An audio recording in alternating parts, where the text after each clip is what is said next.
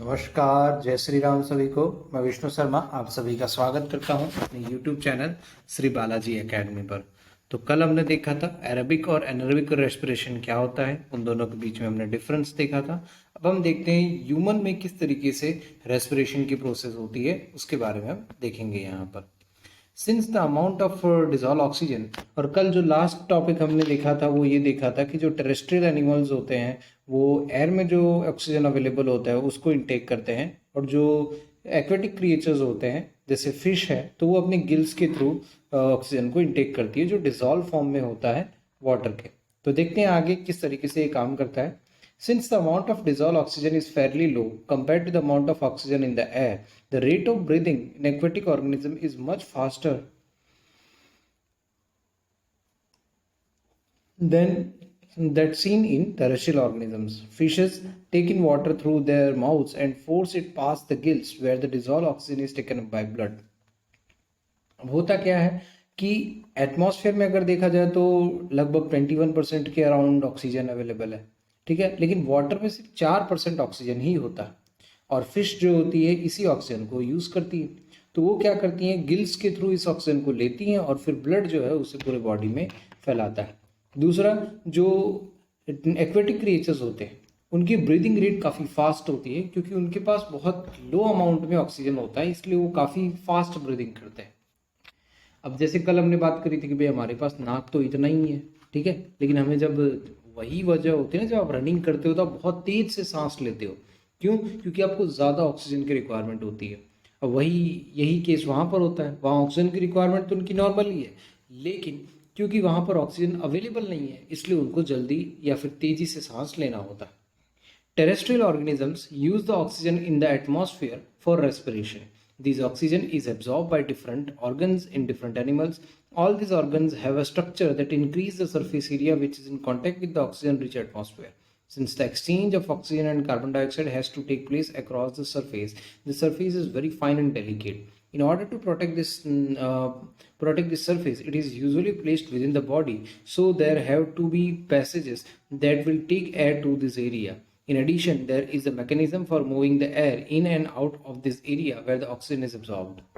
ठीक है, अब ऑक्सीजन लेने के लिए हमारे पास अगर ह्यूमंस में या एनिमल्स में देखा जाए तो एक फिक्स प्लेस होती है, वहीं से हम ऑक्सीजन को इनटेक करते हैं और कार्बन डाइऑक्साइड को वहाँ से रिलीज करते हैं। ठीक है, तो जैसे अब हम, क्योंकि ऑक्सीजन जो होता है या फिर ऑक्सीजन को सारे ब्लड के साथ मिक्स करने का काम हमारा नाक नहीं करता है। नाक सिर्फ ऑक्सीजन को बॉडी के अंदर ले जाने का काम करता है और कार्बन डाइऑक्साइड को बॉडी से बाहर निकालने का काम करता है। ब्लड के साथ उसे मिक्स करने का काम हमारे लंग्स करते हैं, लेकिन लंग्स तो हमारे बॉडी के अंदर है, तो लंग्स तक उस ऑक्सीजन को पहुंचाना पड़ेगा, और वो पहुंचाने का जो काम होता है वो नाक के थ्रू हम इसको इनटेक करते हैं, और फिर जो आपका एयर पाइप होता है उसके थ्रू हम इस ऑक्सीजन को वहां तक पहुंचाते हैं। तो दिस इज अ पैसेज कि हमारे लंग्स तक उसे पहुंचाया जा रहा है। In human beings air is taken into the body through the nostrils, and the air passing through the nostril is filtered by fine hairs that line the passage. ठीक है, हमारे नाक के अंदर छोटे छोटे बाल होते हैं, वो एक्चुअली किस लिए होते हैं? नाक के अंदर बाल होते हैं और नाक के अंदर एक लिक्विड होता है, ठीक है, जो क्या करता है हमारे बॉडी के अंदर हमारे नाक के थ्रू अगर कोई कचरा वगैरह जा रहा होगा, पतला कचरा जो मिट्टी वगैरह होती है, ये सब जो बॉडी के अंदर जा रही है तो उसको जाने से रोकता है। वो लिक्विड होता है, वहां पर चीजें स्टक हो जाती हैं, और वो बाल होते हैं जो उन चीजों को, जो भी चीजें बॉडी के अंदर जा रही नाक के थ्रू उसको रोकते हैं ताकि सिर्फ हवा ही जा सके और कोई चीज अंदर ना जा सके, इसलिए वो बाल और लिक्विड सब्सटेंस होता है। The passage is also line with mucus which helps in this process, and from here the air passes through the throat and into the lungs. Rings of cartilage are present in the throat. ठीक है, cartilage मतलब अभी मैं दिखाऊंगा क्या होता है cartilage, ठीक है, and rings of cartilage are present in the throat. This ensure that the air passage does not collapse. Using tobacco directly or any product of tobacco in the form of cigar, cigarettes, bidis, हुक्का, गुटखा etc. is harmful. Use of tobacco मतलब किसी भी तरह का नशा जो होता है वो अपने आप में एक तरीके से खराब ही होता है। ठीक है, तो हम उस बात को पढ़ेंगे नहीं, आप अच्छी तरह जानते हैं। देखो कार्टिलेज क्या होता है वो मैं आपको बता देता हूँ। ये होता है आपका कार्टिलेज। ये दिख रहा है, रिंग्स ऑफ कार्टिलेज। ठीक है, ये किस लिए होता है?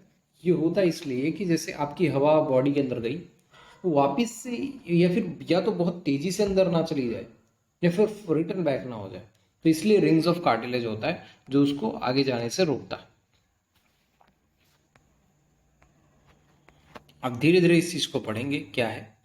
Within the lungs, the passage divides into smaller and smaller tubes, which finally terminate in balloon-like structure, which are called alveoli and singular alveolus. ठीक है, the alveoli provides a surface where the exchange of gases can take place. ठीक है, अब alveoli होता क्या है? देखो, ध्यान से देखो इस चीज को, कि पहले हमारे पास जो यहाँ से हमने ना उसको सांस को लिया, हवा को लिया बॉडी के अंदर, तो ये देखो हमारे पास इतना लंबा प्रेसेस था। फिर धीरे धीरे धीरे धीरे ये पैसेज क्या हो गया, पतला हो गया। अब यहाँ से आपने देखा तो ये ब्रांचेस में और डिवाइड हो गया और पतला हो गया।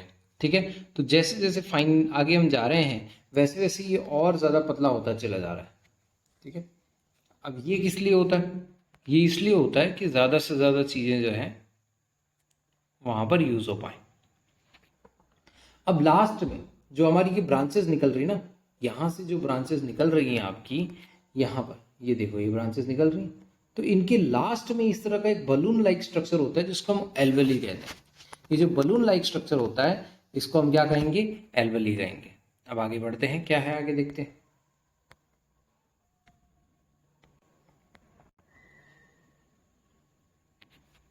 The alveoli provides a surface where the exchange of gases can take place. अब exchange of gases कहाँ होता है? ब्लड बॉडी के अंदर सर्कुलेट करता है। ब्लड का काम क्या होता है? ट्रांसपोर्टेशन का। तो ब्लड पूरे जितने भी बॉडी के सेल्स हैं वहां तक जाएगा, वहां से जो भी कार्बन डाइऑक्साइड मिलेगा उसे लेकर आएगा। कार्बन डाइऑक्साइड लेकर आने के बाद ब्लड कहाँ मीट होता है? एल्वेली के पास आता है। एल्वेली को कार्बन डाइऑक्साइड दे देगा और एल्वेली से ऑक्सीजन ले लेगा। ये लेके फिर वो कहाँ जाएगा? हार्ट में जाएगा, और हार्ट से फिर पूरे बॉडी में पहुंच जाएगा। इस तरीके से एल्वेली के साथ ब्लड काम करता है।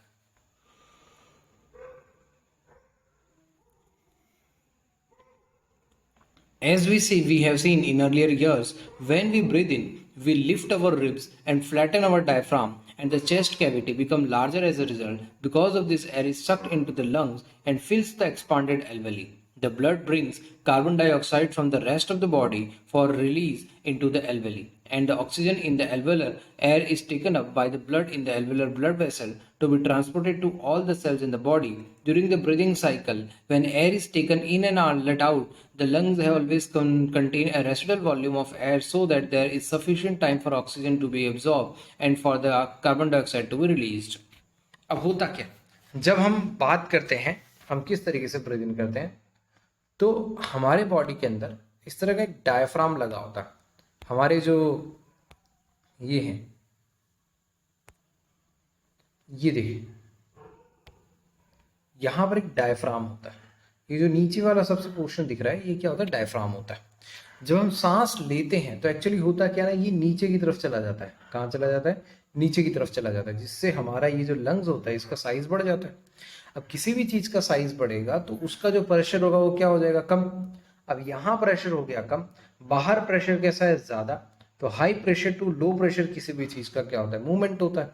तो एयर का मूवमेंट कहाँ से हो जाएगा? बॉडी एटमॉस्फेयर से लंग्स के अंदर हो जाएगा।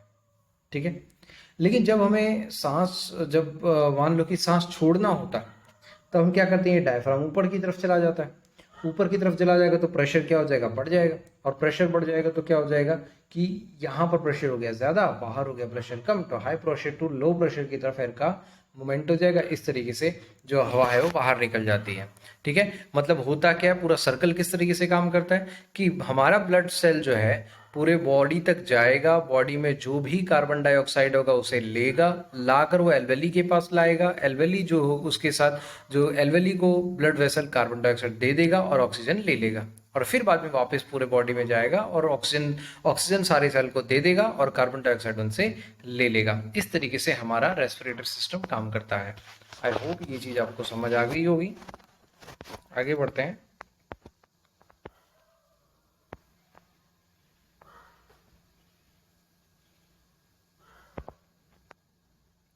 When the body size of animal is large, the diffusion pressure alone cannot take care of oxygen delivery to all parts of the body. Instead, respiratory pigments take up oxygen from the air in the lungs and carry it to tissues which are deficient in oxygen before releasing it. In human beings, the respiratory pigment is hemoglobin, which has a very high affinity for oxygen, and this pigment is present in red blood corpuscles, and carbon dioxide is more soluble in water than oxygen is, and hence is mostly transported in the dissolved form in our body. अब generally क्या होता है, छोटे अगर animals की बात करें तो उसके अंदर तो ये सिंपल सी बात चीज़ होती है कि भाई इस तरीके से ब्लड जो होता है पूरे बॉडी के अंदर जो ये है क्या नाम है ऑक्सीजन को पहुंचा देता है. लेकिन सब जगह ऐसा नहीं होता. जो बड़े एनिमल्स होते हैं उनके अंदर क्या होता है, एक पिगमेंट होता है या फिर एक पिगमेंटेशन की प्रोसेस होती है जिसके थ्रू ये पूरा का पूरा जो ऑक्सीजन होता है वो पहुंचाया जाता है. अब हमारे अंदर क्या होता है, पिगमेंट हीमोग्लोबिन होता है जो कि रेड ब्लड कॉर्पिकल्स होता है, और हीमोग्लोबिन जो होता है रेड कलर प्रोवाइड भी करता है एक तरीके से. और मैंने लास्ट क्लास इसी क्लास में मैंने आपको बताया था, इसी चैप्टर की क्लास में मैंने आपको बताया था कि पिगमेंट का मतलब होता है कलर गिविंग सब्सटेंस. पिगमेंट का मतलब क्या होता है, कलर गिविंग सब्सटेंस. तो इस तरीके से हम जो ब्लड होता है मतलब ऑक्सीजन होते हैं वो बॉडी के अंदर इनटेक किया जाता है. ठीक है, तो आपको सिंपल अगर मैं मोटा मोटा आपको बताऊं तो हम नॉस्ट्रिल से अपने सांस को बॉडी के अंदर लेते हैं, वहां से वो हमारी जो विंड पाइप है उसके थ्रू हमारी लंग्स तक जाएगा. लंग्स की जो आगे के भाग होते हैं वो छोटे छोटे ब्रांचेस में बढ़ जाते हैं, और उन्हीं ब्रांचेस के एंड पर एक बलून लाइक स्ट्रक्चर होता है जिसको हम एल्वेली कहते हैं. और हमारे बॉडी में ऑक्सीजन और कार्बन डाइऑक्साइड की ट्रांसपोर्टेशन का काम ब्लड वेसल करती है.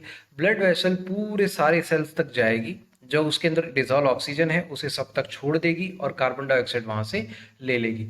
वो लाकर कहाँ छोड़ेगी, कार्बन एल्वेली के पास. एल्वेली को कार्बन डाइऑक्साइड दे देगी और ऑक्सीजन ले लेगी, और एल्वेली क्या करेगा, उस कार्बन डाइऑक्साइड को बाहर निकाल देगा बॉडी से और ऑक्सीजन को ले लेगा. तो इस तरीके से हम रेस्पिरेटरी सिस्टम को कंप्लीट करते हैं और हमारे बॉडी के अंदर रेस्पिरेशन होता है.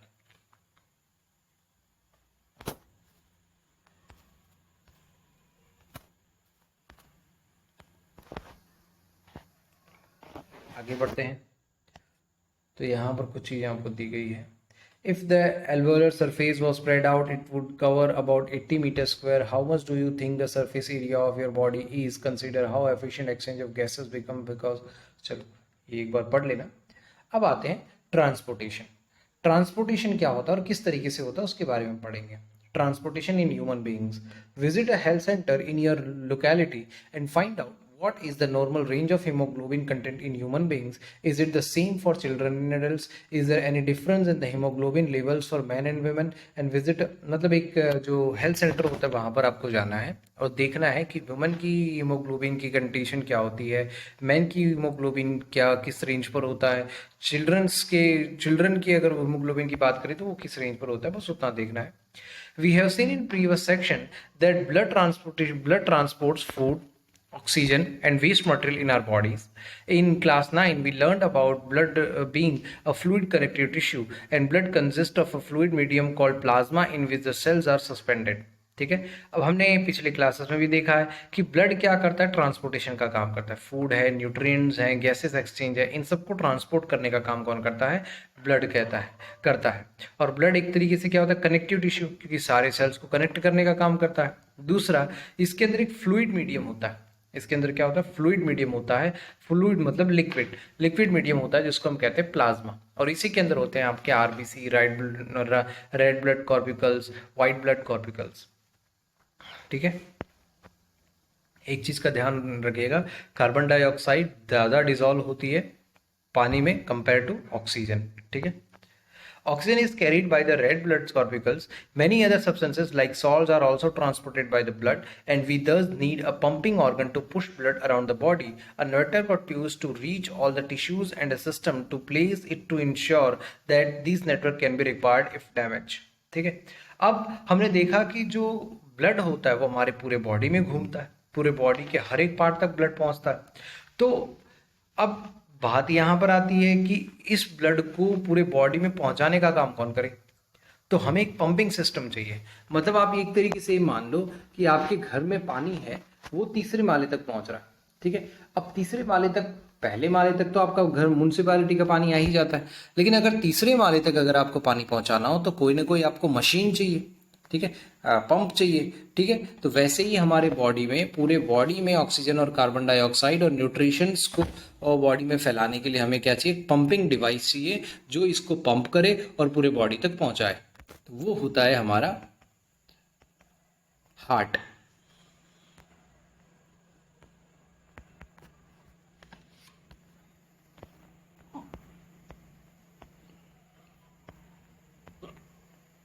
आवर पंप द हार्ट, बहुत इंपॉर्टेंट है ये, इस चीज को ध्यान से समझिएगा। The heart is a muscular organ which is as big as our fist. ठीक है, हार्ट जो होता है मस्कुलर ऑर्गन होता है, मस्कुलर ऑर्गन मतलब जो मसल से बना होता है। हमारी फिस्ट मतलब हमारी मुट्ठी, मुट्ठी जितना ही हमारा हार्ट होता है। कोई कहते हैं ना हार्ट बहुत बड़ा होता है, तो इतना ही होता है हमारा हार्ट, कोई बहुत ज्यादा बड़ा नहीं होता। Because both oxygen and carbon dioxide have to be transported by the blood, the heart has different chambers to prevent the oxygen rich blood from mixing with the blood containing carbon dioxide. अब heart का काम क्या होता है, heart के अंदर oxygenated blood भी आता है और कार्बोनेटेड ब्लड भी आता है। ऑक्सीजनेटेड ब्लड का मतलब होता है जिस ब्लड के अंदर सिर्फ ऑक्सीजन मिला हुआ हो या फिर ऑक्सीजन मिला हुआ, उसे हम ऑक्सीजनेटेड ब्लड कहते हैं। और जिसके अंदर कार्बन डाइऑक्साइड मिला हुआ, उसे हम क्या कहते हैं, कार्बोनेटेड ब्लड कहते हैं। The carbon dioxide rich blood has to reach the lungs for the carbon dioxide to be removed, and the oxygenated blood from the lungs has to be brought back to the heart. This oxygen rich blood is then pumped to the rest of the body. जैसे आपने घर में देखा होगा, आपकी mummy मसाले वगैरह रखती थी, एक मसाले दानी आती है जिसके अंदर एक छोटे छोटे डब्बे बने हुए होते हैं। इस तरह से आपने देखा होगा, पूरा एक गोल इस तरह का डब्बा होता है, उसके अंदर छोटे छोटे इस तरीके से डब्बे बने हुए होते हैं। ठीक है, किसी में नमक है, किसी में मिर्च, मान लो इसमें नमक है, इसमें मिर्ची है, इसमें हल्दी धनिया है, ये सारी चीज़ें होती। तो इनको आप क्या कह सकते हो, चैम्बर कह सकते हो। क्या कह सकते हो, चैम्बर कह सकते हो। तो उसी तरीके से हमारे ब्लड के अंदर भी मतलब हमारे जो हार्ट सिस्टम है उसके अंदर भी क्या बने होते हैं, चैम्बर्स बने हुए होते हैं। ठीक है, क्यों, क्योंकि ऑक्सीजनेटेड ब्लड भी आता है, कार्बोनेटेड ब्लड भी आता है, और दोनों मिक्स नहीं होना चाहिए, क्योंकि अगर मिक्स हो गया तो कोई मतलब का नहीं है। जैसे कि हमारे मसालेदानी होती है, उसमें सारे मसाले अगर मिक्स हो जाएं तो वो कोई काम का नहीं है, तो वैसा ही कुछ यहाँ भी है। We can follow this process step by step. Oxygen rich blood from the lungs comes to the thin walled upper chamber of the heart on the left.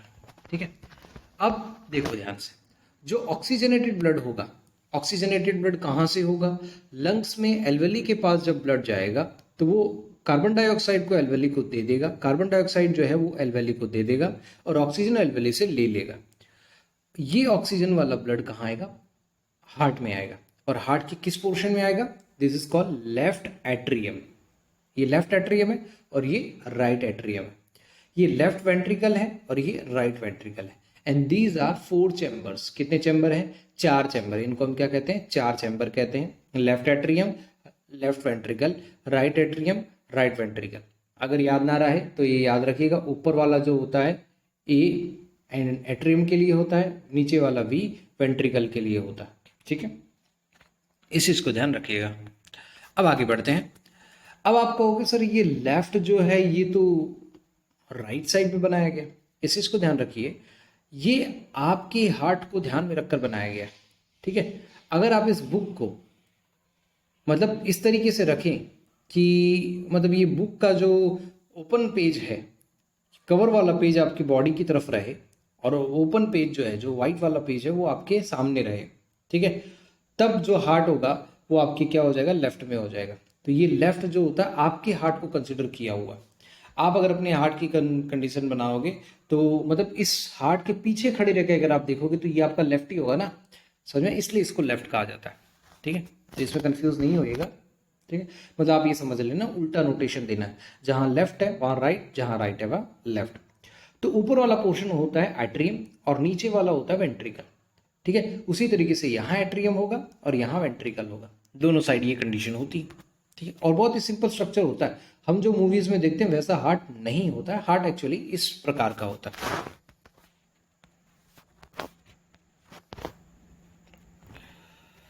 The left atrium relaxes when it is collecting this blood.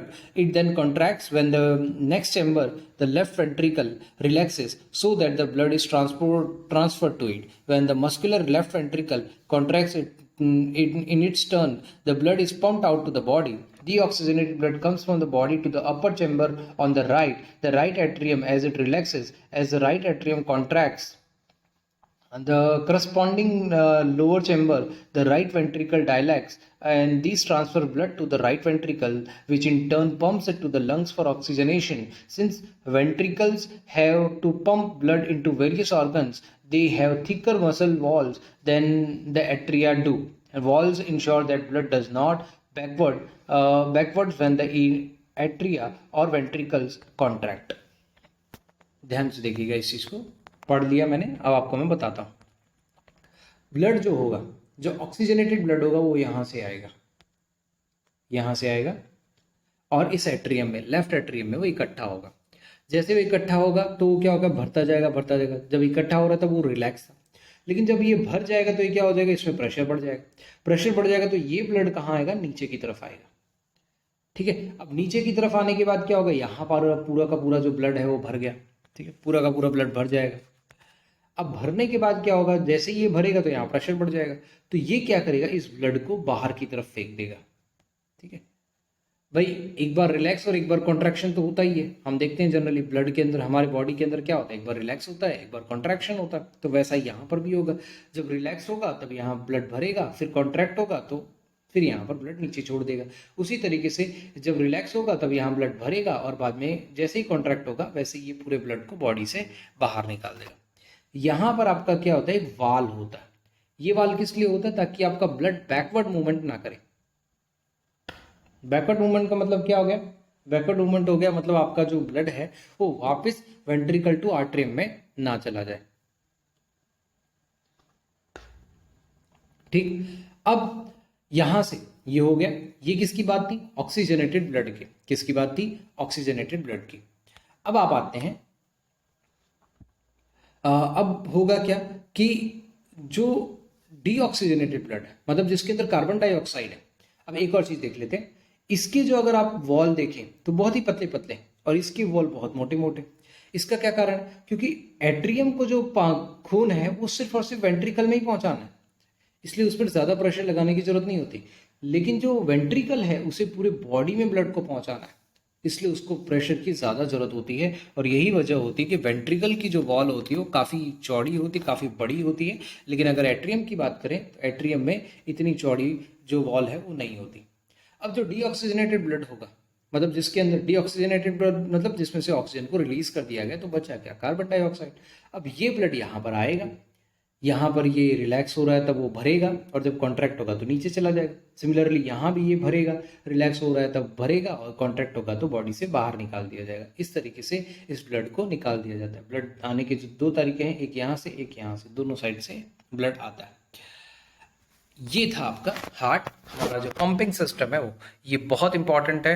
ये exam में पूछा ही जाता है किसी न किसी रूप में, या तो ये बोल देंगे कि आप इसका डायग्राम बनाएं या फिर इसको समझाएं, तो दोनों में से कुछ भी आपको दिया जा सकता है। और जनरली अच्छे खासे मार्क्स में ही आता है, 5 मार्क्स में ही आता है, तो इस चीज को ध्यान से समझिएगा।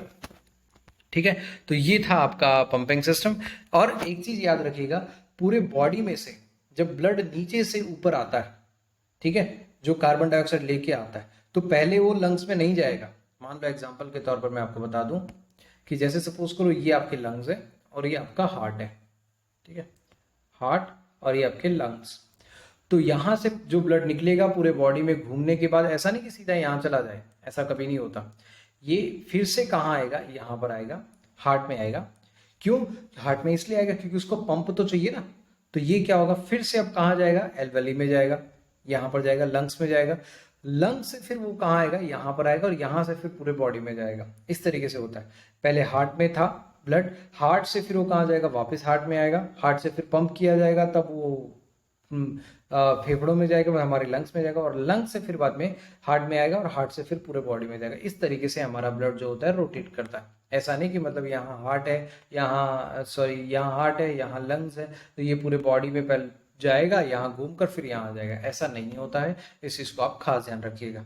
तो आज की क्लास यहीं समाप्त करते हैं, मिलेंगे नेक्स्ट क्लास में। तब तक के लिए सभी को जय श्री राम।